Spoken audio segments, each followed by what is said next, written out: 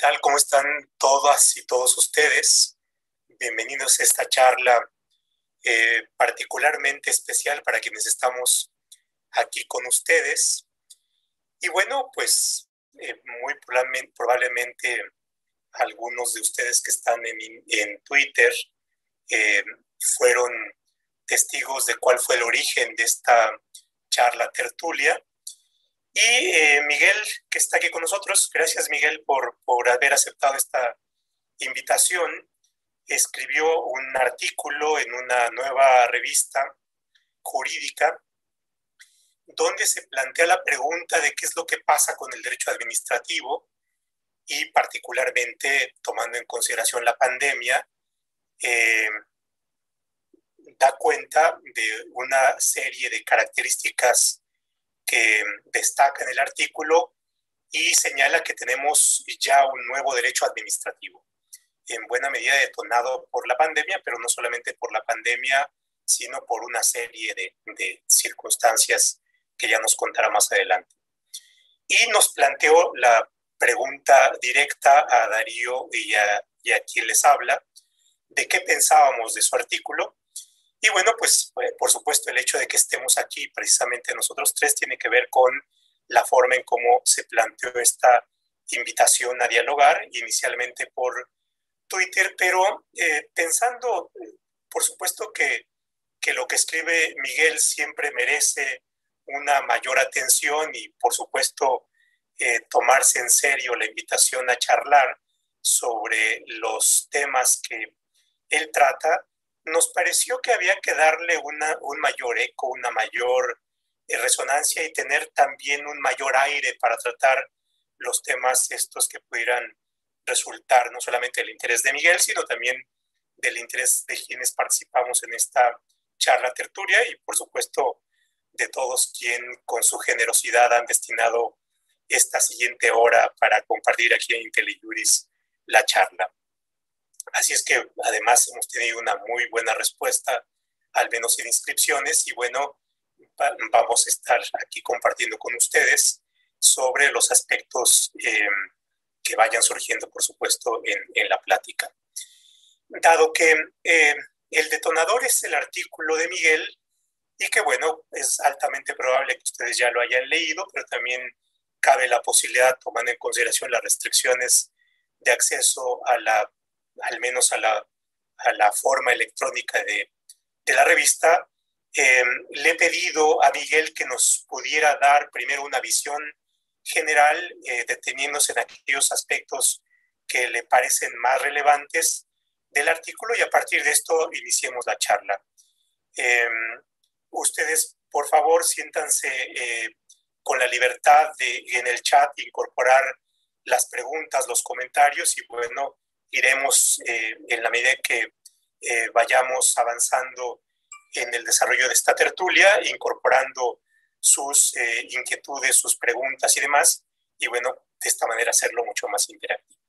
Así es que, pues muchas gracias nuevamente, Miguel, por haber propiciado este intercambio de ideas, a Darío, por supuesto, también por haber aceptado la invitación, así es que todos ustedes por su generosidad.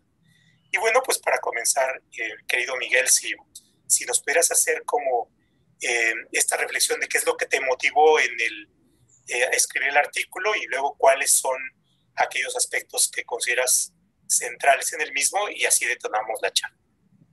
Muchas gracias. Con mucho gusto. Bueno, pues en primer lugar quiero agradecer a IntelliJuris por su anfitrionía, a Pepe y a Darío por permitirme tener pues verdaderamente interlocutores de lujo, porque ustedes pues como grandes administrativistas que son, pues son quienes están fijando un poco el contenido de los debates alrededor de esta importante materia. La verdad es que la reflexión surge, Pepe, Darío y quienes nos están viendo, de un conjunto de consultas profesionales que me hicieron el año pasado, al inicio de la pandemia, sobre medidas administrativas que se estaban tomando y que afectaban a empresas, que afectaban a establecimientos mercantiles, que afectaban al tráfico económico y que de repente los clientes llegaban y decían, oye, ¿esto qué es? ¿Lo tengo que acatar no lo tengo que acatar, ya me cerraron mi oficina, no me permiten trabajar. ¿Qué hacemos? ¿Qué hacemos con un conjunto de normatividades que, como ustedes además observaron el año pasado, pues unas venían con decretos de la Secretaría de Salud, y entonces la gente decía, ¿esto qué fundamento tiene?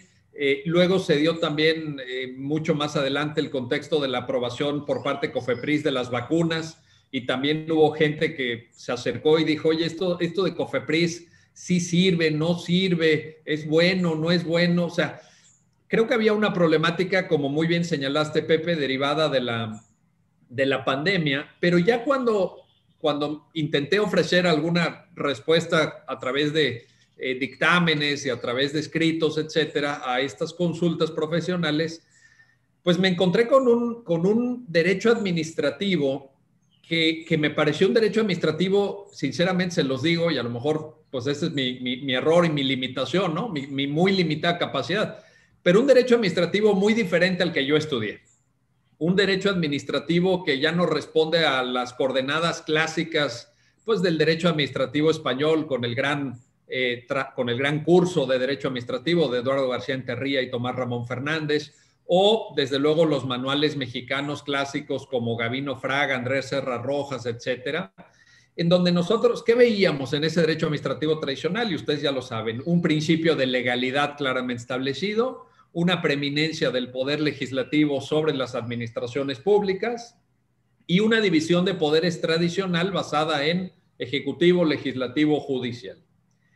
En cambio, ahora, ¿qué hay? ¿Qué podemos observar en el panorama, en el horizonte del derecho administrativo contemporáneo? Pues podemos observar lo que se ha venido a denominar, y la propia Suprema Corte lo ha aceptado, un Estado regulador, ¿no? Y hay todo un discurso sobre el derecho de la regulación y cómo se tiene que llevar a cabo. Una pléyade, verdaderamente un pluralismo de fuentes del derecho a través de normatividad administrativa muy, muy grande, que en algunos casos responde al modelo tradicional de ejercicio de facultad reglamentaria y en otros no.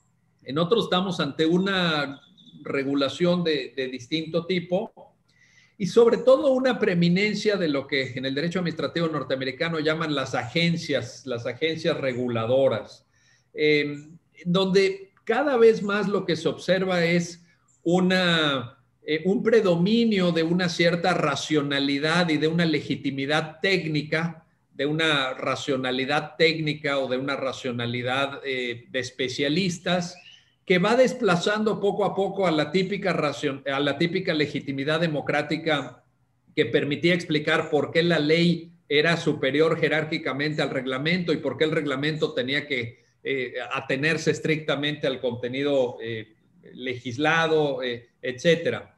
Entonces, ahí hay un tema muy, muy importante, y sobre estas agencias que parece que conforman una especie de cuarto estado o de cuarto poder, pues hay muchas dudas, ¿no? Primero, ¿quién nombra a los que integran estas agencias?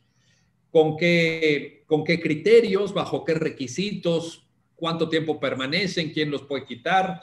¿Cómo diseñan políticas públicas? ¿Qué tanto pesa la ideología de los integrantes de estas agencias? ¿Qué tanto se basan en racionalidades, como digo, puramente técnicas? ¿Qué perfil de nombramientos tienen? Etcétera. Lo que sí también nota uno en todos estos debates es que la gente le pide mucho a las administraciones públicas, la gente le pide mucho al Estado, y en la pandemia lo vimos claramente, donde la gente decía, oigan, cuiden nuestras vidas, cuiden nuestra salud, pero cuiden también nuestra economía, cuiden nuestros ingresos, no destruyan fuentes de trabajo. Entonces, creo que puede en esto haber un consenso en el sentido de que necesitamos administraciones públicas, si me permiten usar una sola palabra, capaces. Administraciones públicas capaces. Administraciones públicas que tengan al menos 4 cosas, que son una buena regulación, que tengan presupuesto suficiente, que tengan recursos materiales para llevar a cabo su tarea y que cuenten con recursos humanos. Y que desarrollen capacidades en el plano analítico, es decir, que recaben información, que entiendan la información que recaban, que la puedan procesar y que sepan cómo utilizarla. Capacidades de coordinación, ya un órgano aislado de todo lo demás no sirve, no funciona. Necesitamos acciones conjuntas, trabajo multinivel, diálogo, interagencias, que tengan capacidades de regulación también, y en ese sentido observamos una facultad reglamentaria fragmentada, ya no aquella del 89 fracción primera, sino una que podríamos llamarle facultad reglamentaria todavía, creo yo, salvo la mejor opinión de ustedes, pero ya que surge de varias fuentes, y capacidades de implementación. Y luego me encontré también con un debate muy interesante, en parte tomado del derecho administrativo norteamericano, sobre la vía de control que pueden ejercer los jueces sobre este tipo de agencias y sobre este tipo de problemas. Y aquí, un poco en el artículo intento, digamos, como mandar el mensaje de que hay dos formas de ejercer el control. Uno sobre, digamos, lo que podríamos denominar casos o temas o ámbitos fáciles, entre los cuales se pueden mencionar, por ejemplo, a los 5 siguientes. Se puede controlar sin problema el retraso en la respuesta administrativa o la violación del plazo razonable. Se puede controlar sin problema la actuación arbitraria o el abuso de la discrecionalidad, aunque este es un tema que creo que falta perfilar en México, ¿no?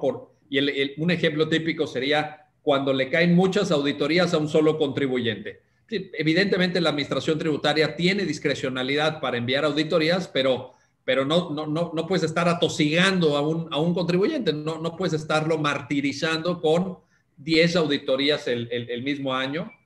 3, se puede controlar sin problema, creo yo, actuaciones fuera del ámbito competencial. En México la competencia es un requisito constitucional, artículo 6, fracción, párrafo primero. Se pueden controlar en una cuarta manifestación actuaciones violatorias del procedimiento aplicable, ¿no? Se brincaron el procedimiento, no cumplieron con todos los pasos, ¡pum!, control judicial. Y también actuaciones con insuficiente o nula motivación, es decir, problemas de acreditación fáctica por parte de las administraciones públicas. Luego, digamos, esto sería como muy obvio, como muy sabido, como muy conocido, y luego vendrían temas no tan claros, temas un poco más complejos como, por ejemplo, la diferente intensidad del control judicial sobre actos del gobierno, digamos, sobre actos del Poder Ejecutivo y la administración pública centralizada, que tienen legitimidad democrática, y entonces ahí hay un conjunto de principios y hay un conjunto de debates sobre la deferencia al legislador, sobre, por ejemplo, temas de presunción de validez de los actos administrativos, presunción de constitucionalidad de la ley, etcétera. Y otro tipo de control que tiene, creo, que tiene un esquema de comprensión diferente, que es el control judicial sobre las agencias, el control judicial sobre esta racionalidad técnica del Estado, que tiene sus propios problemas. Y esto parte de la diferencia entre politics y policies, ¿no?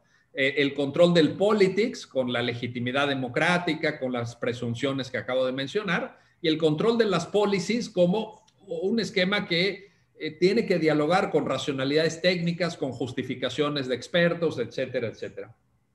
Y cito, y ya con esto, si les parece bien, iría terminando para dar lugar al coloquio.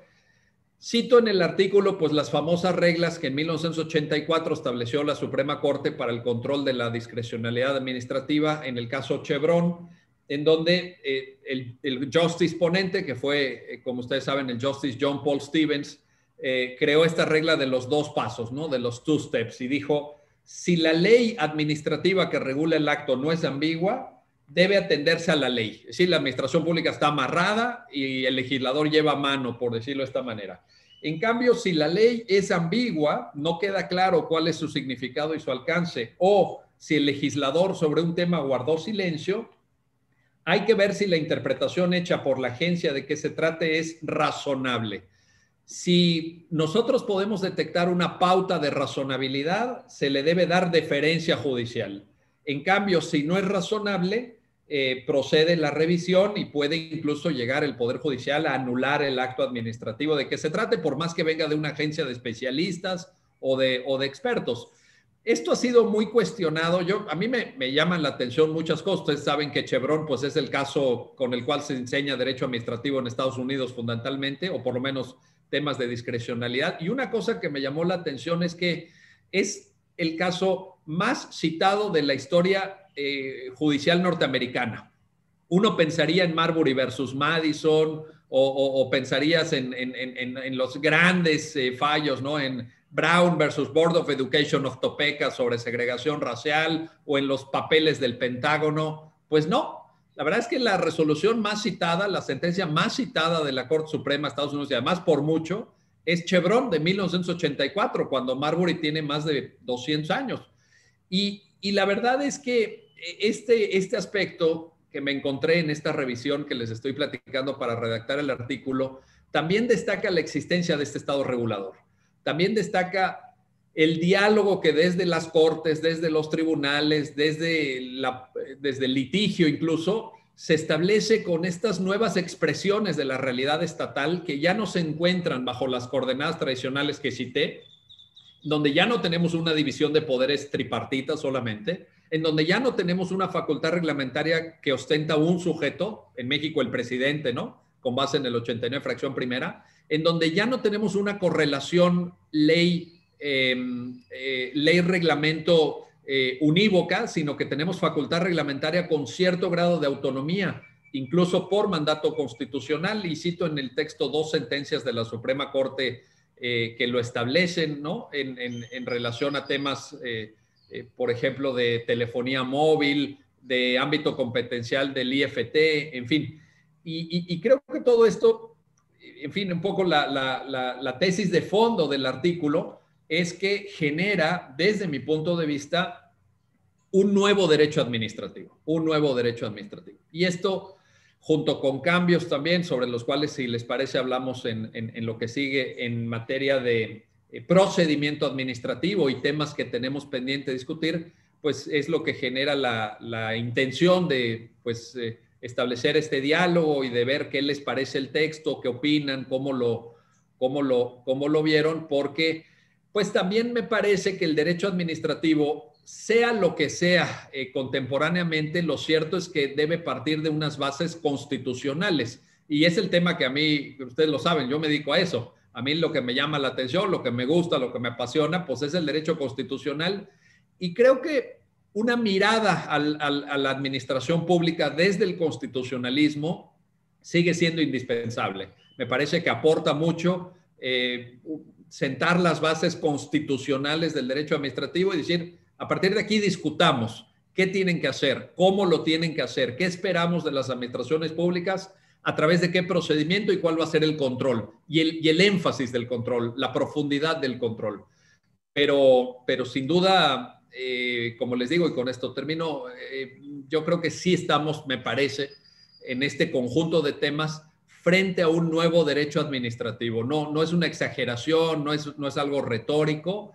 Me parece que el derecho administrativo que estudiamos varias generaciones de abogadas y abogados en México ya no existe más, ya es un derecho administrativo de corte histórico tal vez, y ahora hay que reconstruir, hay que, digamos, generar nueva doctrina, nuevas perspectivas, nuevos temas de derecho administrativo, y en esa tarea, pues ustedes son los protagonistas. Así que gracias por esta oportunidad y estoy atento al coloquio en los términos. Gracias a ti por sintetizarnos el contenido del artículo y, por supuesto, quiero imaginar que estamos como en casas contiguas, ¿no? La casa de los constitucionalistas y la casa donde nos encontrarás a Darío y a mí. Y es como un ejercicio en donde de repente te asomas por la ventana al ver la casa del vecino y te encuentras con la complejidad, ¿no? Cuando les cuento a mis alumnos la diferencia entre los constitucionalistas y los administrativistas, le digo, los administrativistas somos como los mecánicos, ¿no? Abrimos el cofre del automóvil, nos subimos las mangas de la camisa y nos llenamos las manos de grasa porque tenemos que aflojar, apretar tornillos, revisar mangueras, en fin, para que el carro funcione. Y entonces nos metemos al taller, ¿no? Entonces y el taller o la maquinaria tiene que ver con la complejidad. Y por supuesto, de Fraga, de los 30 del siglo pasado hasta ahora, pues ha pasado mucha agua debajo del puente. Y efectivamente, yo creo que la pandemia, y me parece bien interesante cómo lo planteas, y a partir de qué se te fue presentando este tema, resaltó una buena diversidad de temas, algunos de los cuales por supuesto son novedosos, pero otros tienen que ver con lo que sucedió antes de la pandemia, ¿no? Y bueno, pues nos planteas temas bien interesantes, una gran diversidad de temas, todos ellos interesantes. La cuestión de la organización, los temas de desempeño, de resultados. Y yo creo que en buena medida hay un proceso, y aquí yo creo que nos pone en terrenos de confluencia, y es que yo creo que el derecho constitucional se ha ido administrativizando. ¿Qué quiero decir con esto? Que ha habido una sobreconstitucionalización de temas, es decir, se han ido incorporando por una diversidad de razones políticas nuevos contenidos a la Constitución que usualmente deberían estar en leyes, ¿no? Y por tanto, en los transitorios tenemos cuestiones que tienen que ver con el detalle de una gran diversidad de temas, y entonces eso da un proceso de entendimiento bien interesante. Y esto simplemente para plantear como una primera cuestión. Y bueno, por supuesto, aquí simplemente le cedería la palabra a Darío para una primera reacción, y a partir de ahí nos vamos desarrollando los temas y la charla. Les digo que no se vale que lo dejen a uno al último, porque ya no sabe qué comentar en medio de esto. No, a ver, esto me encanta porque abrieron con las relaciones entre constitucional y administrativo y las realidades. Y además, si están viendo el chat, está toda la gente planteando problemas de la administración pública actual. Como a manera de entrada, yo partiría de claramente estamos en un nuevo derecho administrativo. O sea, simple y sencillamente, yo lo planteo en estos términos. Don Gabino Fraga se murió en el 84 y no da cuenta el libro de la mayoría de los fenómenos que se han presentado en el país desde los 90 para acá, ¿no? Entonces, y lamentablemente es un libro que donde es bueno, donde vale la pena volver sobre él ocasionalmente, revisar algunas cosas. Además es un libro muy pulcro para haber sido escrito en 1984. Simplemente no da cuenta de la realidad del país. Entonces habría que empezar a buscar todas las realidades de la complejidad que enfrentamos. Además, en medio y como una cuestión más allá de las ramas del derecho, creo que los modelos de abogados y abogadas han cambiado, ¿no? O sea, es claro que la expansión del poder de la Constitución de los 80 para acá, y en México particularmente del 2011 para acá, y todo este cambio de, perdón por la palabra, de paradigmas, viene generando nuevos modelos de entender el derecho, y particularmente impacta esto que es como la gran rama que interviene en todas las áreas de la vida, ¿no? Porque el derecho administrativo, lamentablemente menospreciado en las universidades, o si se compara que la mayoría de los estudios universitarios suelen seguir estructurados alrededor de un fuerte tronco en lo civil, y como ese predominio de la idea de es que todo el derecho viene del derecho civil, y en cambio, frente a 6 cursos de derecho civil, de constitucional, si acaso 2, cuando se tiene el constitucional y el de derechos fundamentales humanos, dependiendo, tenemos 2 cursos de administrativo. Y entonces ese menosprecio para una rama que interviene absolutamente en todo, o sea, en lo que consumimos, en lo que compramos, en lo que construimos, en lo que manejamos, en lo que podemos hacer en la vida diaria, tiene este gran desfase para nosotros que somos los que nos dedicamos al área del derecho, ¿no? Y simple y sencillamente, fuera de que hay profesores y maestros haciendo cosas relevantes, y sabemos que el doctor Roldán es de la poca gente que está haciendo muchas cosas de derecho administrativo desde la teoría. Carlos, el doctor Carlos está publicando libros cada año sobre adquisiciones, acaba de sacar el de control interno, el año pasado de transparencia. No sé, o sea, hay poca gente haciendo cosas de derecho administrativo, y lo cierto es que se está practicando mucho y construyendo mucho, y como que sí hace falta un repensar todo esto. Creo que esa es la gran realidad.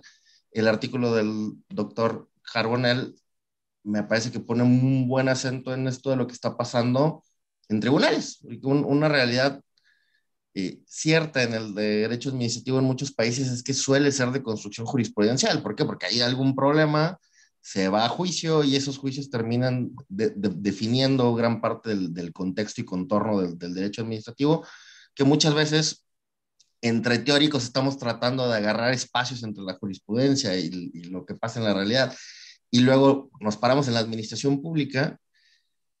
Y también pasa que la gente que está en la administración pública dice, es que ¿cómo soluciono esto? Las normas no me dicen cómo, aquí hay un espacio para esto, el órgano de control me dice una cosa, la auditoría me dice otra, y luego el tribunal viene por otra parte.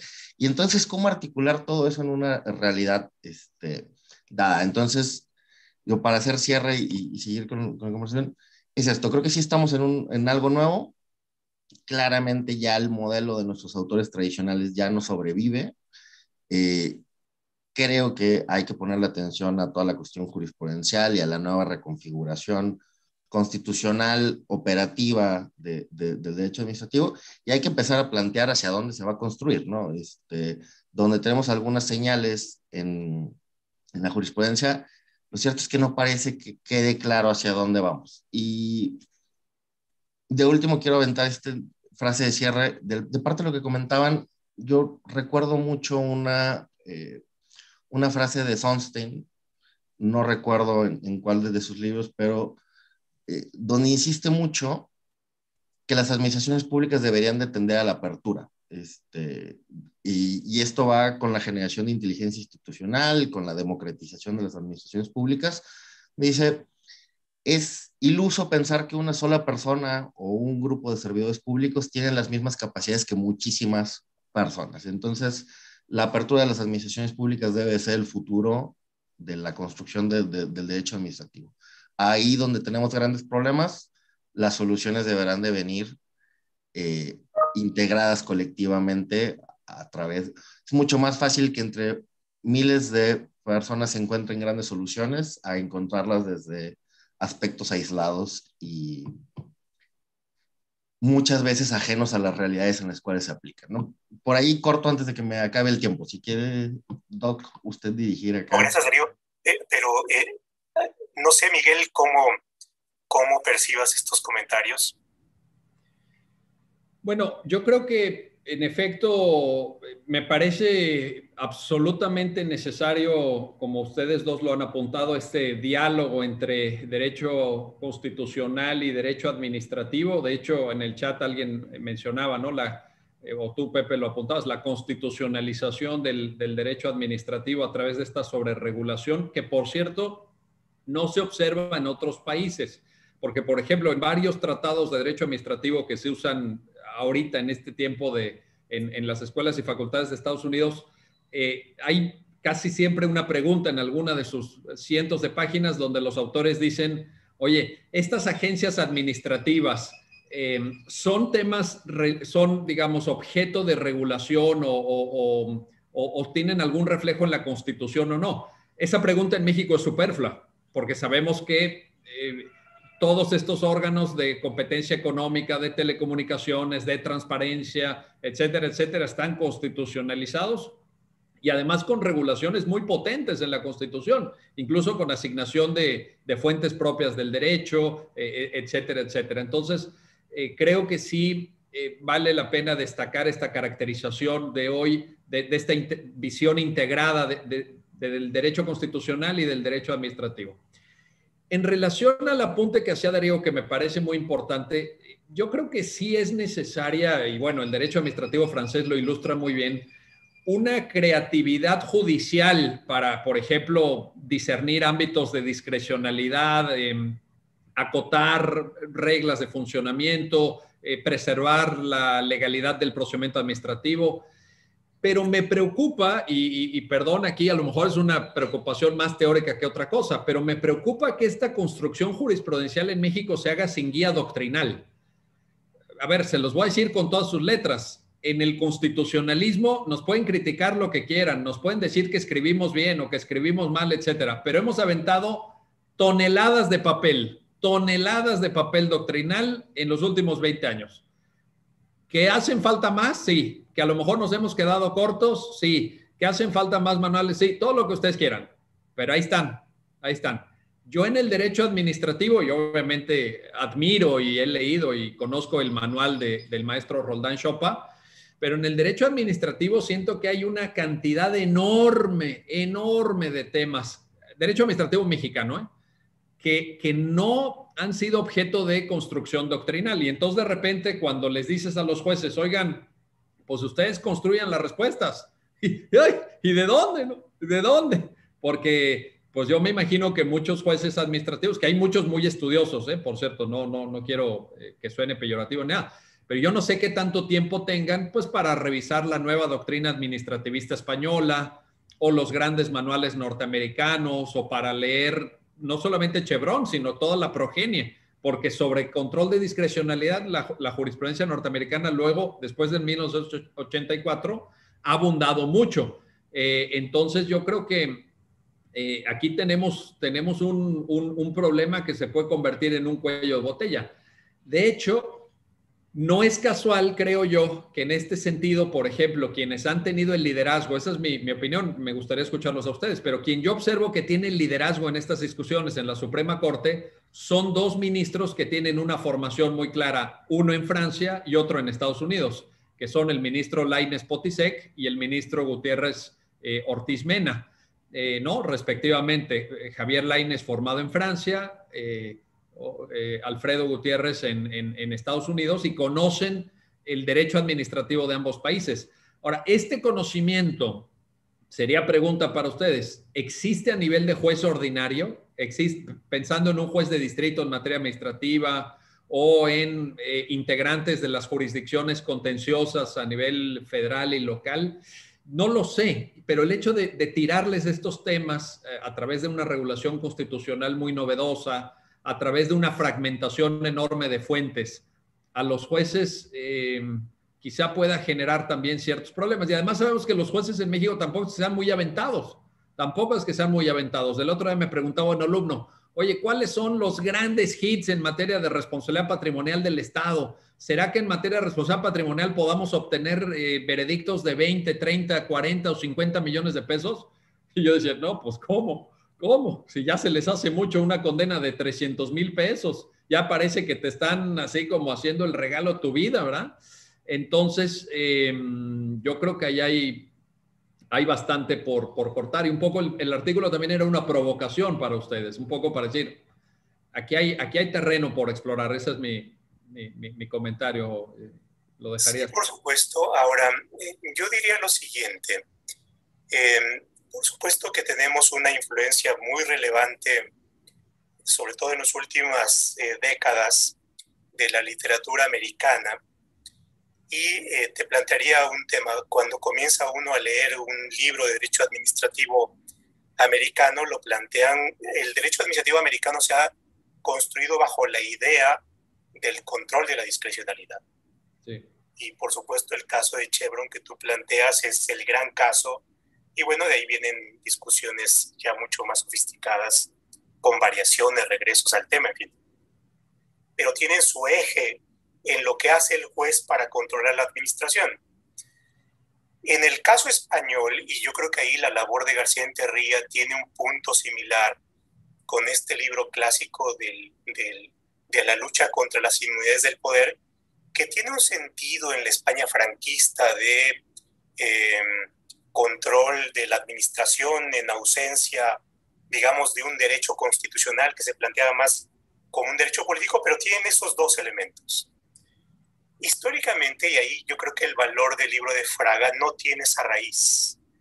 A ver, el libro de Fraga, si bien las últimas revisiones que se dan en los 80s, en los 30s plantea, y yo creo que Fraga también tuvo un sentido estratégico, porque si pensamos en el México de los 30s, estaba pasando por una etapa de salida del caudillismo, de construcción del Estado revolucionario, y de lo que se preocupaba era de cómo consolidar al Estado posrevolucionario de los 30s, de los 40s, precardenista, cardenista, y yo creo que eso fue su gran sentido estratégico.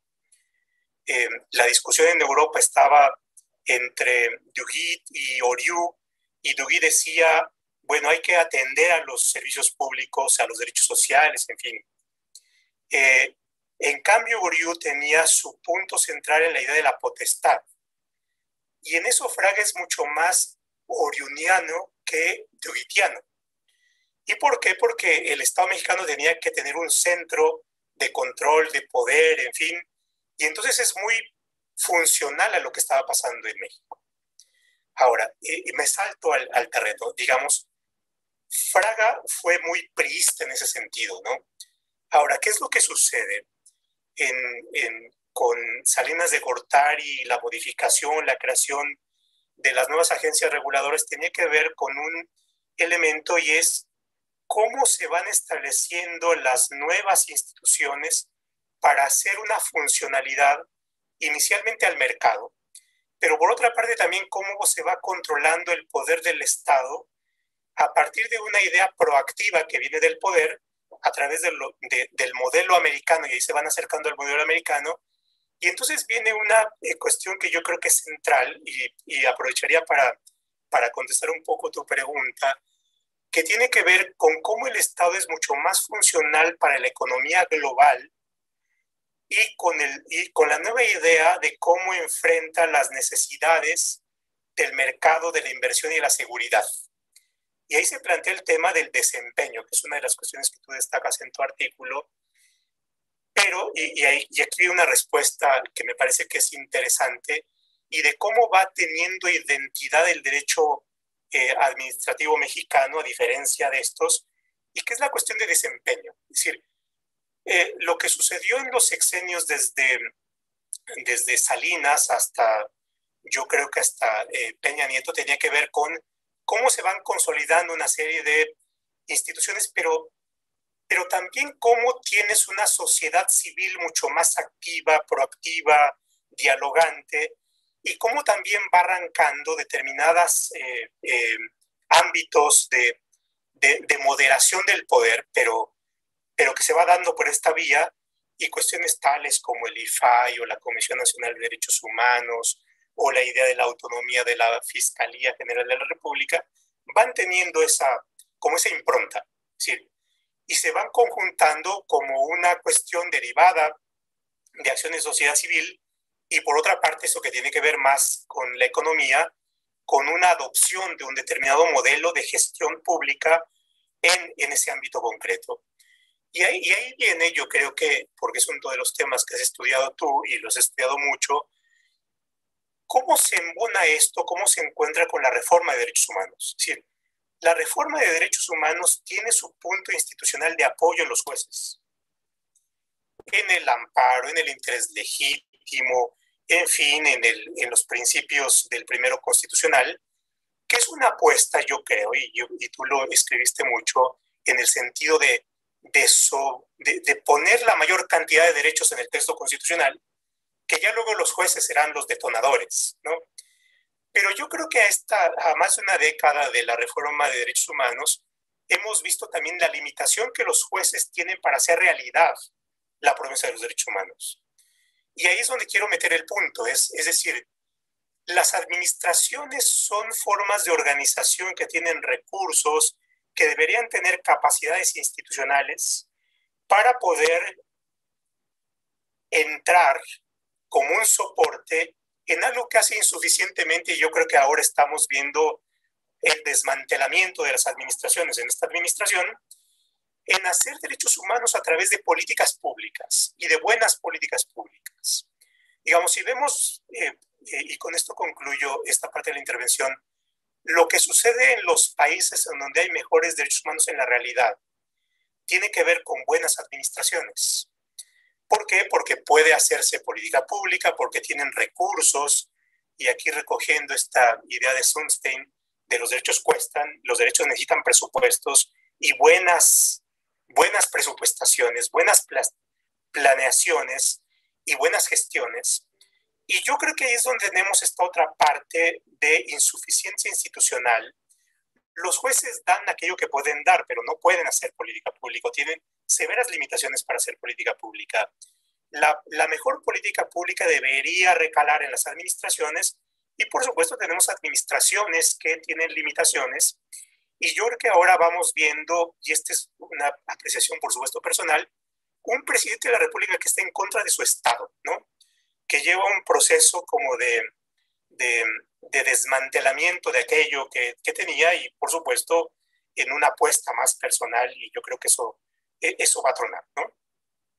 Pero tiene que ver con esto, es decir, hacia dónde apuntamos los esfuerzos de creación de doctrina, de reflexión, y yo creo que tiene que estar en cómo hacemos un Estado que tenga mejor desempeños, ¿no? Y bueno, por supuesto, la tarea de los administrativistas está en cómo nos detenemos en esta parte que es nuestra parcela de conocimiento y de reflexión, que son las administraciones. Y bueno, pues aquí es donde están como los distintos tipos de ejercicios profesionales. Y yo creo que tenemos un juego mucho más dialéctico entre aquellos que, como Darío, tienen su centro de acción en el litigio, o aquellos que, y ahí yo me posicionaría, como hacemos una reflexión más institucional, pues, ¿no? Oye, déjame, te pongo un ejemplo, a ver qué les parece este ejemplo. Es un caso real de la Suprema Corte. Hay un amparo que promueven en Querétaro un conjunto de personas porque un hospital del IMSS les suspende la provisión de retrovirales. Es un grupo de personas que son portadores de VIH. Entonces los doctores les dicen, oiga, usted pues tiene que tener este tratamiento médico, son derechohabientes del IMSS, y de repente el IMSS dice, híjole, ¿qué crees? Pues no nos surtieron, etcétera. Promueven el amparo, el juez de distrito les otorga el amparo, pero por alguna impugnación llega el tema a la Suprema Corte, y entonces la Suprema Corte, fíjate, con esta misma lógica, Pepe, porque por eso les quiero poner este ejemplo, porque ilustra muy bien tu magnífico y atinado comentario. La Suprema Corte se viste de derechos humanos, dice, claro, aquí hay una violación al derecho a la salud, aquí hay una violación del artículo 1 y quién sé qué, y el 4 y tratados internacionales, corte, todo el ropaje, ¿verdad? Y la conclusión es desde la lógica constitucional de derechos humanos hacia a lo mejor menos lustrosa de la administración pública, ¿verdad? La sentencia termina diciéndole al director del hospital del IMSS en Querétaro, provea usted de manera continua, sin interrupción, hágase del stock suficiente que requiera con tiempo para todo el año, etcétera, de los retrovirales, porque no le pueden faltar a estas personas. Bueno, pregunta. ¿Tiene competencias en materia de adquisición de medicamentos un director de un hospital del IMSS de Querétaro? O sea, de ese tamaño. Estamos hablando de la Suprema Corte revestida de derechos humanos, revestida de no sé qué. O sea, a mí me pareció, y en cambio en otras sentencias, cuando la Corte ha querido, porque si hay ejemplos y los podríamos poner, dicen, es que el nuevo diseño del juicio de amparo permite involucrar autoridades aunque no figuren en la demanda como autoridades señaladas como responsables. Y entonces nosotros, en aras a la tutela de cierto tipo de derechos, involucramos a esas autoridades, aunque no hayan estado mencionadas. Por ejemplo, matrimonio igualitario. Oye, ¿y aquí por qué no le aventaste el cable al secretario de Hacienda, al director general del IMSS, al secretario de Salud del gobierno federal, al secretario de Salud del Estado? O sea, pues a ver a quién. Pero me parece que estas sentencias muy envueltas en derechos humanos, ¿no? Con esta tendencia... pues por otra parte muy favorable y que siempre hemos aplaudido de la Corte, se enfrenta a esa realidad, insisto, menos glamurosa, menos lucidora discursivamente de la administración pública, con pocos recursos humanos, con poco presupuesto, acorralada por 1000 trámites burocráticos absolutamente inservibles y muchas veces irracionales, etcétera, etcétera. Entonces, también creo que, como dices, al Estado se le puede pedir lo que pueda hacer. Nadie está obligado a lo imposible, nos decían en el derecho romano. Sí, pero hay que hacerlo bien de todas formas. Podemos usar la retórica de los derechos, por supuesto, y podemos usar esas armas de grueso calibre, pero luego hay que ver que esto funcione ya en la práctica, porque también, por ejemplo, en la Corte hay muchas sentencias de derechos humanos que terminan en modestos reenvíos, ¿no? Bueno, sí, yo ya te dije que el derecho, pero entonces ya reenvío para que el colegiado se meta, ¿verdad? Para que el colegiado ahora sí le vea y le haga y diga cómo es.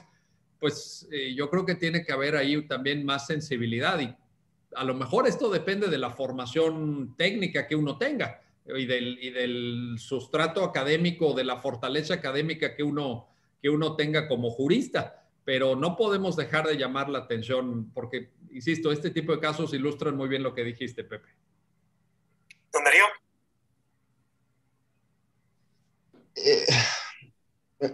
Vuelvo un poco a la intervención anterior y a lo comentado, y para regresar como a dónde estamos en el derecho administrativo, creo que una apuración, inclusive de la gente que nos está acompañando ahí en el chat, es las realidades de la administración pública en México, particularmente a nivel municipal. Pues sabemos que los municipios en muchos casos no tienen fondos, por lo tanto no tienen personal suficiente, insumos suficientes, no hablemos de capacitaciones suficientes. Ahora acabamos de terminar un estudio acá en Nuevo León con la universidad y dentro de las limitaciones que estábamos encontrando para implementar ciertas cosas, nos encontramos que un director de adquisiciones era, nos comentó alguien, la verdad es que no fue algo que yo, pero que uno de los problemas que tenían desde las relaciones Estado con municipios es que en ese caso un director de adquisiciones de un municipio rural era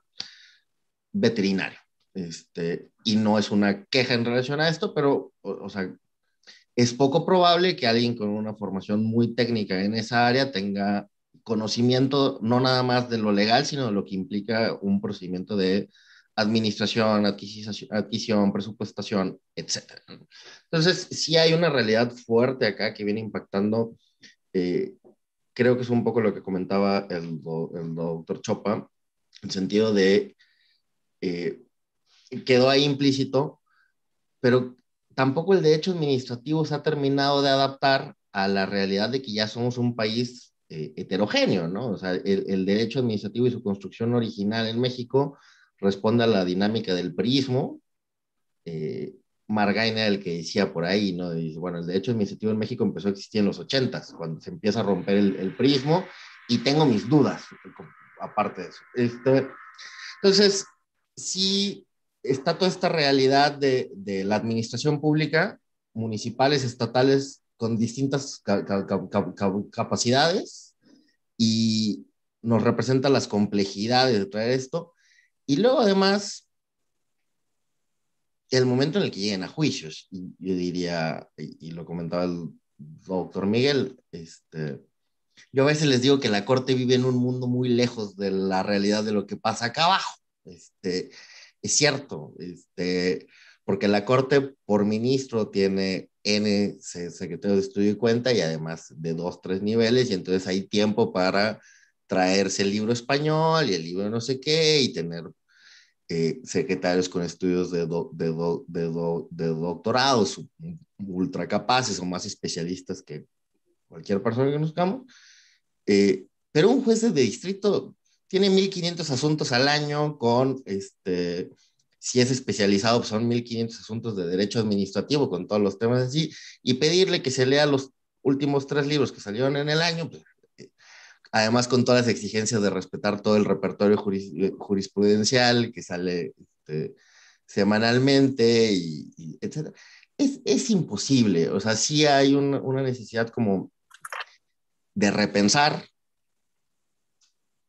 de hacer frente a la realidad de nuestro país, o sea, en el sentido de habrá que pensar nuevas formas de capacitación, de instrumentación, y por en medio de todo, de adaptación de esta realidad que han comentado muy bien ustedes, como quizá para lo constitucional estábamos listos, o sea, se introdujo y venía esto, y el derecho administrativo como que viene adaptándose a punta de golpe a lo que se viene exigiendo por ahí, y y quizá no era el modelo adecuado, o la realidad es que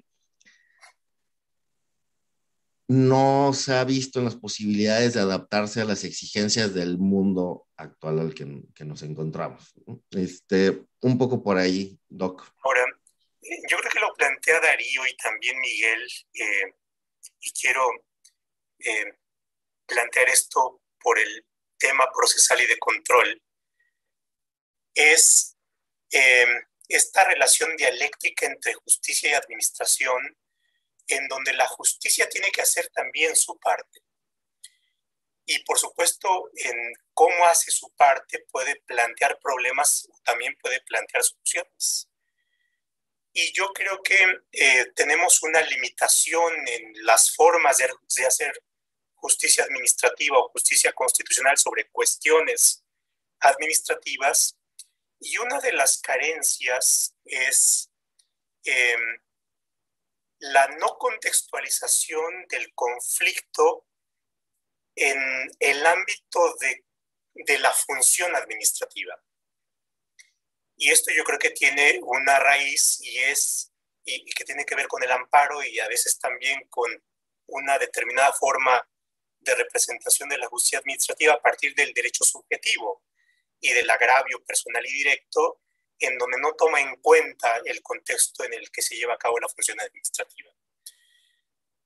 Y simplemente para ilustrar el contraste, la justicia colombiana y particularmente la contenciosa administrativa, pero también la constitucional, ha desarrollado, por ejemplo, en las acciones de tutela un mecanismo interesante.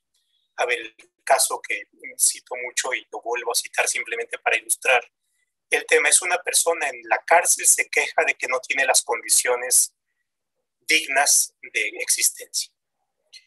El Tribunal Constitucional se percata que no solamente es el caso de Juan, que no tiene las condiciones, sino que es el caso de todos los presos de esa cárcel y todos los presos de todas las cárceles de Colombia. Bueno, entonces lo que hace es decir, lo que vamos a ver no es el caso de Juan, sino es el caso de cómo están las condiciones de los presos en todas las cárceles de Colombia, porque todas se parecen. Y emite una sentencia, y la sentencia va dirigida no solamente al director de la cárcel, sino al presidente de Colombia y al Congreso de Colombia, que dice: a ver, aquí hay que hacer una política. Y entonces, dado que a ti, Ejecutivo, te corresponde hacer la política, y dado que al Congreso le corresponde establecer el presupuesto, entonces les doy 3 meses para que me presenten una propuesta para resolver el problema general, ¿no? Vamos, guardar las proporciones es el caso del Seguro Social, es decir, no es solamente el problema de Susana, que no tiene medicamento de cáncer para su hijo, es el caso de todos los niños que tienen cáncer, que por una serie de problemas administrativos no se llevaron a cabo las adquisiciones, en donde Hacienda, que centralizó y que no es autoridad responsable, pero es el caso de todos los problemas. Y entonces, por supuesto, ahí es donde entra en conflicto la idea del interés jurídico, del interés legítimo, del agravio personal y directo, de la impronta individualista del amparo, pero que en el fondo hay dirían los colombianos, es una situación de hecho inconstitucional, pero no solamente para una parte, sino para todas. Ahora, la pregunta es: ¿los jueces mexicanos están preparados para esta discusión? Bueno, tenemos todavía limitaciones en esto, pero es cómo nos representamos el conflicto constitucional. Si nos seguimos representando como el caso individual, o es un problema que atañe a todos. Y el entendimiento constitucional me parece que tiene que ver con las condiciones en donde en un determinado país alguien no hizo la convocatoria de adquisiciones a tiempo, hay alguien que no solicitó en el presupuesto la ampliación del presupuesto, y eso afecta a las condiciones de progresividad y no regresividad, porque los derechos cuestan. Y entonces es cómo trata el problema de raíz. Y yo creo que hay una cuestión.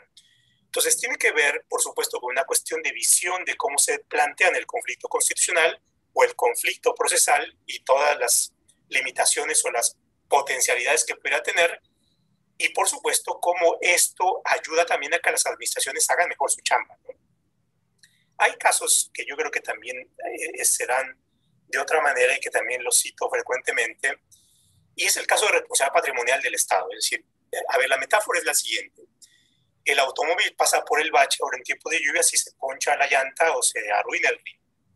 Bueno, está bien, se le puede pagar el rin o se le puede pagar la llanta dependiendo si es un BMW como el de Don Darío, es un bocho como el profe Roldán, ¿no? En fin, hay diferencias en esas cosas.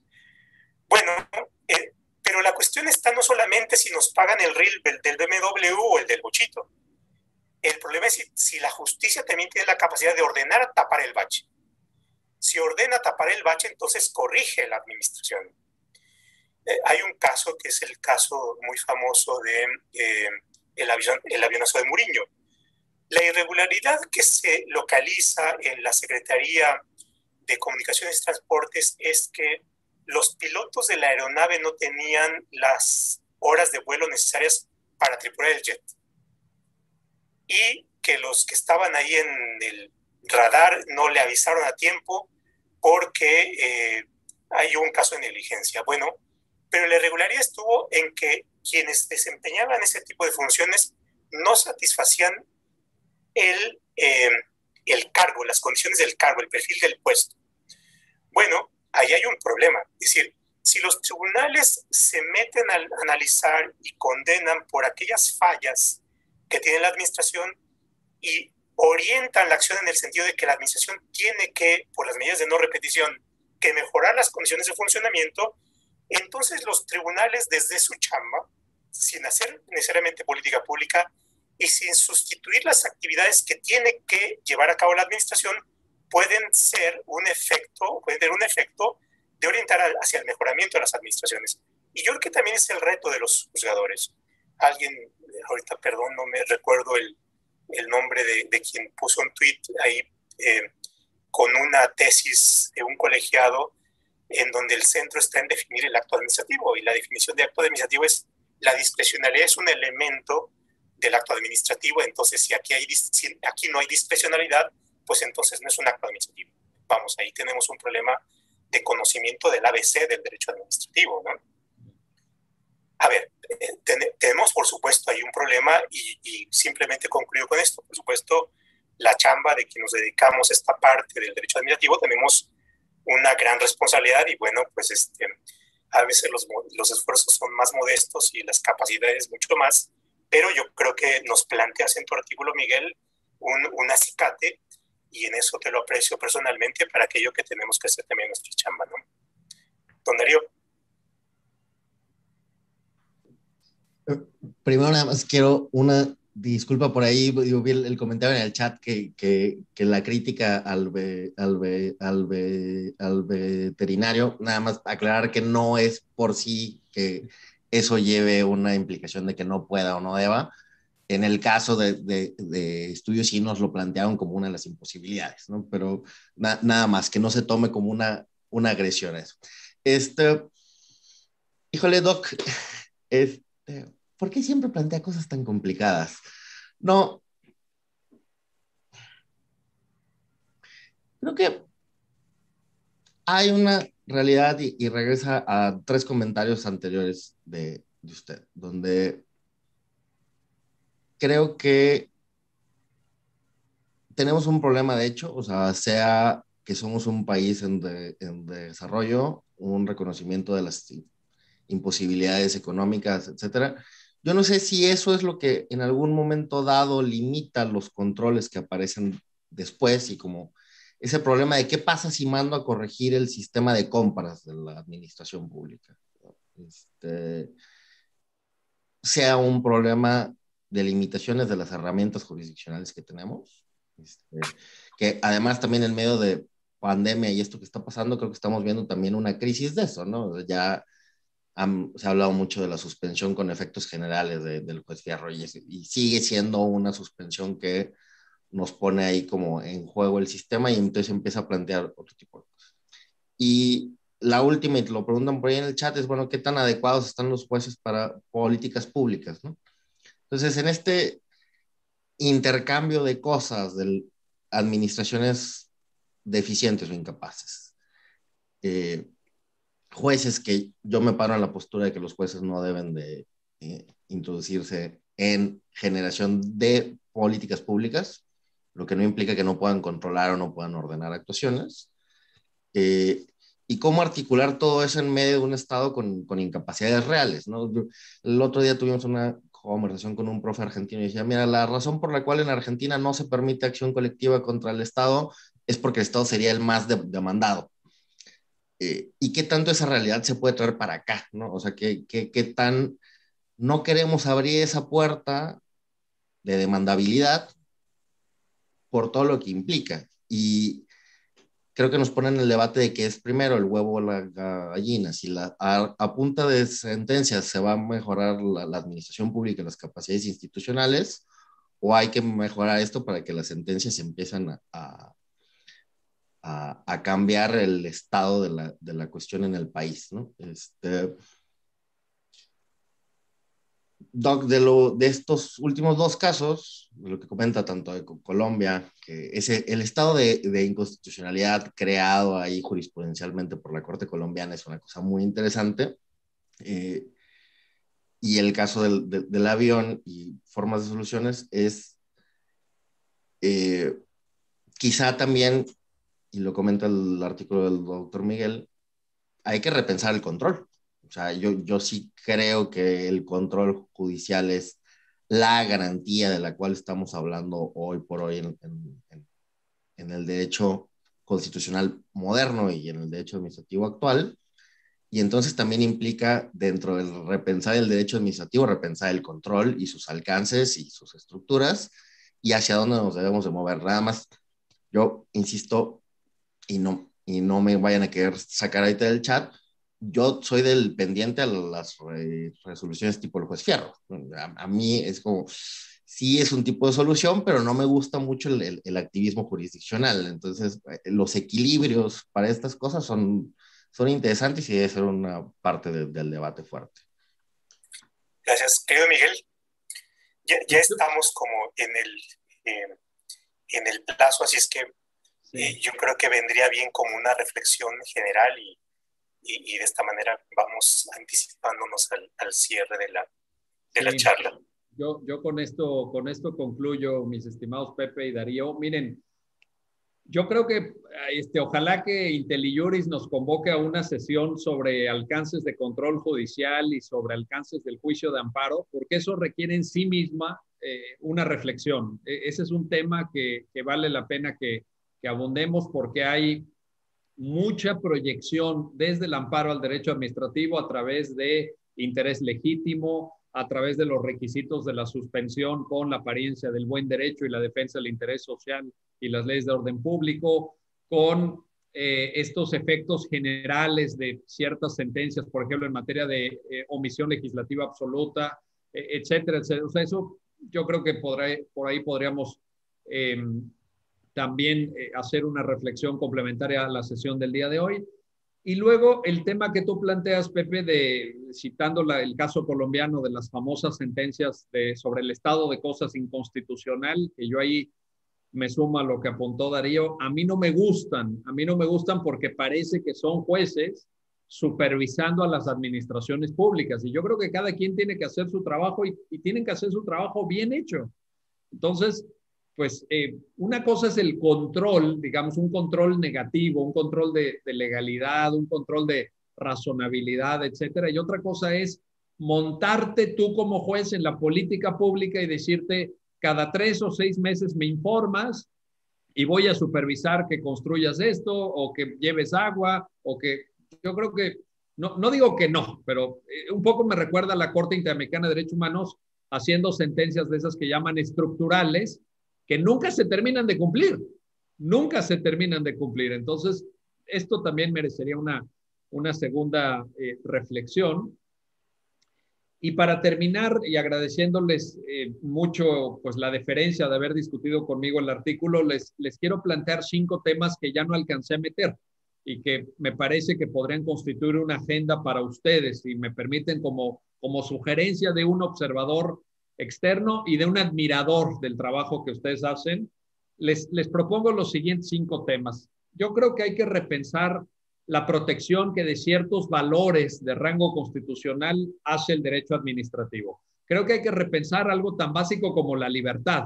De pronto en la pandemia parece que las administraciones públicas pueden hacer con nosotros lo que quieran y que nos pueden coartar cualquier tipo de libertad porque le parezca o no le parezca a alguien, o todavía están cerradas las escuelas o las oficinas o no sé qué. O sea, hay que repensar el concepto de bienestar social, hay que repensar el concepto de igualdad en el acceso a servicios públicos administrativos. Ese es el primer tema. El segundo gran tema es que hay que repensar el tamaño del Estado y el costo de la administración pública. Siempre, por definición, va a haber escasez de recursos. Entonces, la pregunta es ¿quién hace qué? ¿Cuándo podemos delegar a particulares? ¿Cuándo podemos terciarizar ciertos servicios? ¿Qué tiene que hacer el Estado de manera indudable, etcétera, etcétera?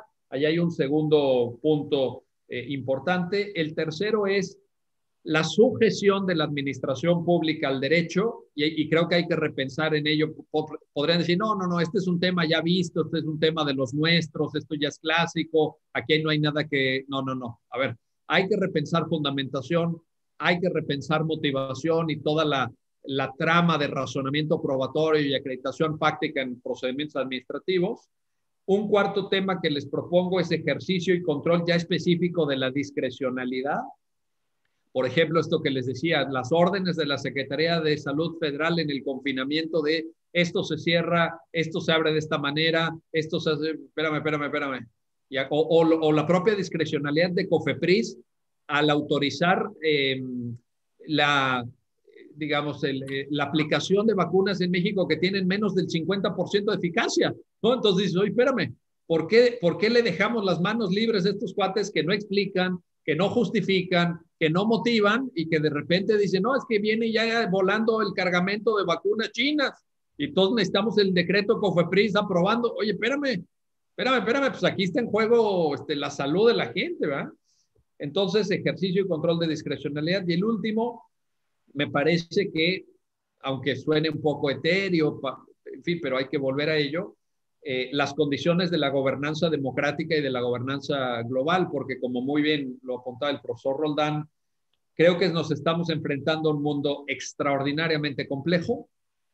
Esta complejidad llegó para quedarse, no es algo que se vaya a ir el día de mañana, y por tanto el derecho administrativo tiene que dar cuenta a través de herramientas de gobernabilidad global, que sean sobre todo en este punto, creo yo, ahí me anticipo un poco a las aportaciones que desde el derecho administrativo se hagan, requiere mucha más técnica y mucha menos ideología.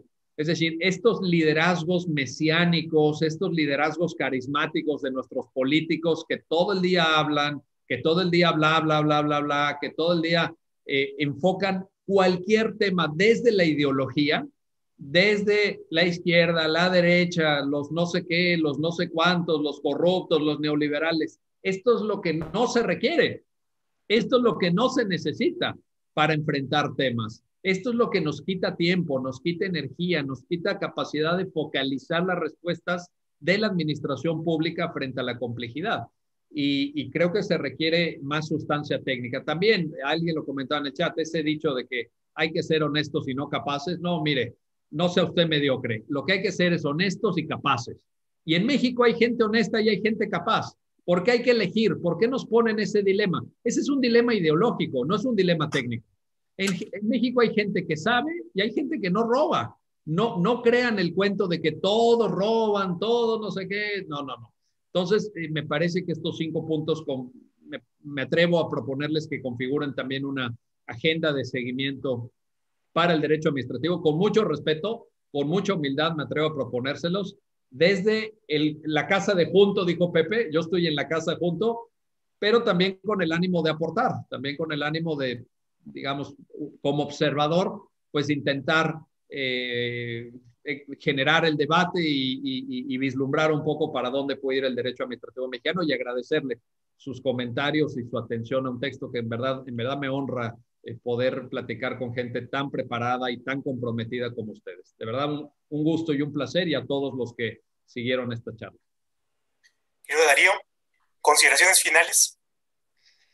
Pero para que no digan que el, entre comillas, ajeno al tema es el que propone lo más extremo, yo me voy a ir un paso más atrás.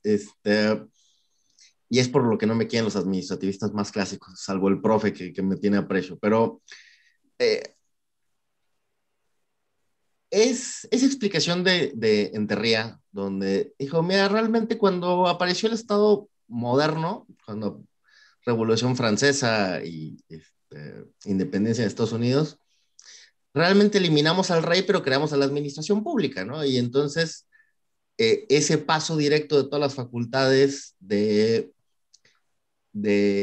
rey se fueron a la administración pública, que era el heredero nato de los reyes. Y para mí entonces el derecho administrativo nace herido o nace autoritario, si lo quieren ver así.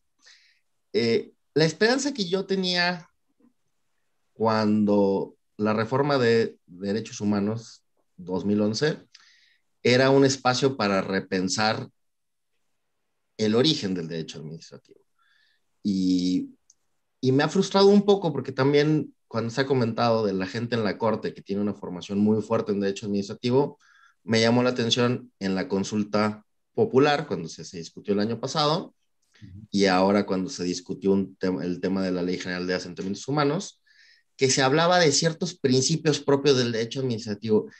Y yo digo, bueno, pero es que en nuestro marco constitucional no tienen razón de ser, la autotutela no la puedes justificar de ninguna parte, la ejecutividad propia tampoco, o sea, al menos no se puede decir que tienen base en la Constitución, que sean normalmente aceptados, que sean reconocidos, eh, pero ¿por qué no nos atrevemos a discutir la posibilidad de un nuevo derecho administrativo que tenga por centralidad a los seres humanos, a las personas, y que enfrente una nueva forma de entrar en las relaciones entre administrados, administradas y la administración pública?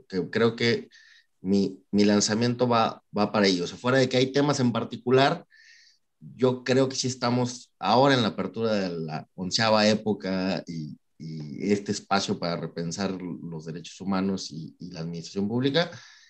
Es buen momento para, creo, cuestionar absolutamente todos los que son los paradigmas sentados del derecho administrativo, desde la autoridad de la administración pública hasta la intervención tan fuerte que tienen en nuestra privacidad y todos los ámbitos de la vida. Creo que estamos muy acostumbrados a tener un derecho administrativo muy autoritario y además estamos acostumbrados a ese derecho administrativo autoritario, validado en muchos casos por los tribunales. Contextualmente es porque así fue educada la gente que está ahí, o sea, hay muchas cosas que explican esto, no es mala fe, pero ¿por qué no darle vuelo de tuerca a esto y repensar el derecho administrativo y en consecuencia soluciones a estos 5 puntos que ya apunté por aquí, pero que sí resultan muy relevantes en estas áreas de la administración? Ese sería el cierre. Muchas gracias por aguantarnos tanto tiempo. Doc. No, muchas gracias Darío y gracias Miguel. Yo creo que ustedes han planteado y también, por supuesto, en el chat, si vemos y repasamos, les vamos a mandar a ustedes el concentrado de inquietudes y de preguntas que también nos están dando tarea aquí nuestros coparticipantes. Pero efectivamente, yo creo que el hacer esta charla es también parte de tomarte la palabra, Miguel, para propiciar esta reflexión entre constitucionalistas muy bien representados por ti, los administrativistas muy malamente representados por mí y muy bien representados por Darío. Y agregaría otras cuestiones. Esto es, la pandemia yo creo que nos mostró en otra dimensión viejos problemas y nos puso nuevos problemas. Y también tuvo de realce otros, por ejemplo, las tecnologías. Lo que está pasando en El Salvador y la adopción del Bitcoin nos pone también otro escenario propiciado por la innovación tecnológica, por la globalidad y paradójicamente con la aestatalidad. Es decir, el Bitcoin o las criptomonedas son expresiones de la aestatalidad, ¿no? Cuando hablamos del derecho constitucional o del derecho administrativo pensamos en la estatalidad, cualquiera que sea la manifestación, pero el Estado sigue siendo el articulador. Y eso nos abre con nuevas preguntas. En fin, para que no duerman esta noche y piensen en cómo hacemos frente a estos problemas. Pero pues muchísimas gracias a todos, Miguel, en verdad, por esta provocación, y al menos a mí me has dejado pensado, y yo le veo la expresión a Darío, y creo que ahí acompañado por los CAT administrativos que yo creo que también están muy atentos, no dejarán dormir a Darío, y a todos ustedes por esta extraordinaria respuesta y acompañamiento. Y bueno, yo creo que son preguntas que no solamente se nos plantean a Darío y a mí, sino yo creo que Miguel se plantea a sí mismo esto, porque hay otra parte que tiene que hacer el derecho constitucional, y a todos por esta invitación a pensar. Pues muchas gracias a todos, y pues, por supuesto te tomamos la palabra y nos veremos aquí próximamente para ver estas cosas del control constitucional. Pues muchas gracias. Y un abrazo a todos. Gracias. Y a todas. Gracias a ustedes. Gracias.